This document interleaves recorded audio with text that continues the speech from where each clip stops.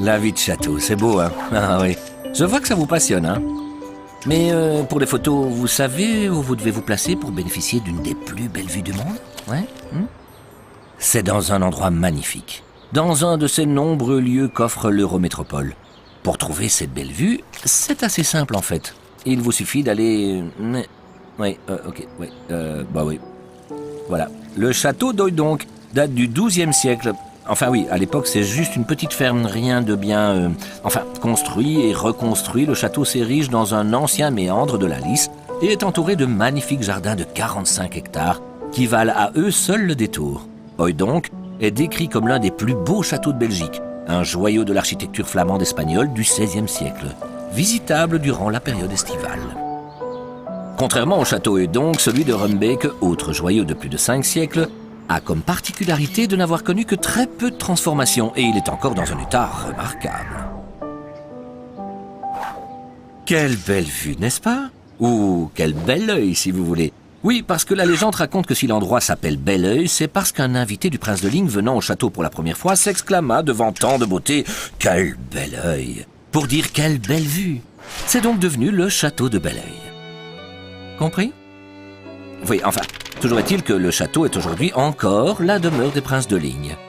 Charles-Joseph, le plus connu des princes, n'était pas ami avec n'importe qui. Marie-Antoinette, Catherine II de Russie et même Casanova. Oui, madame, Charles-Joseph était également un grand séducteur. Alors, des fêtes au XVIIIe siècle, il y en a eu.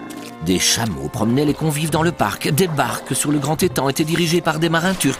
Ce n'est pas pour rien que le château est surnommé le Petit Versailles.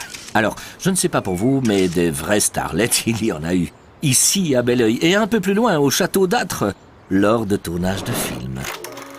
C'est en effet dans ce château du XVIIIe siècle qu'Angélique, marquise de Desanges, a été tournée 2 fois. Et oui, une première fois en 64 avec Robert Hossein, Jean Rochefort et Michel Mercier, et une seconde fois en 2012 avec Gérard Lanvin, Olivier Gourmet et la très séduisante Nora Arnezeder. Oui, vous avez bien entendu, Nora Arnezeder. Faut pas s'inquiéter, hein. Il cherche la belle fille, la belle vue. Oui, c'est la vue. Ici, vous êtes au château du Verbois. Ce n'est pas la belle vue à laquelle je pensais, mais je dois tout de même avouer que c'est très joli. Hein. Dites-vous m'écouter, là? Hein? Non? Entouré de douves, ce château s'impose par son architecture classique française. Il présente des collections de peintures, sculptures, mobilier et orfèvrerie pour la plupart datées du XVIIIe siècle. Autour du château s'étend sur plus de 60 hectares le parc de la Fondation Prouveau.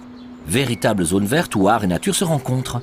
Vous pourrez y admirer des sculptures d'Eugène Dodaigne, Paul Emery, Herzy, Jean de Bologne, Jules Paressin.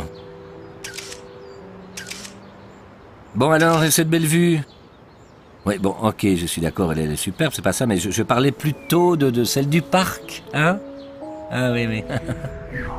Mosaïque, le jardin des cultures, accueille sur 33 hectares à Houplain-en-Coine 10 jardins contemporains, un étang et des bois imaginés par une trentaine de paysagistes européens. Dans chaque jardin, vous trouverez des œuvres d'art et des animaux domestiques rares qui se côtoient harmonieusement. Oui, c'est une belle vue, j'en conviens. Mais c'est toujours pas à celle-ci que je pensais, hein. Oui, voilà, une des plus belles vues au monde, c'est bien ici, dans le parc d'Anguien. Un pavillon trône sur le point le plus haut, au milieu du jardin, et entouré d'un étang. Pour les photographes, vous pourrez y photographier les 7 grandes allées qui s'ouvrent sur l'horizon. Et pour les rêveurs, vous pourrez y voir les 7 planètes visibles à l'œil nu. D'où le nom Pavillon des 7 étoiles. Malin, ah oui.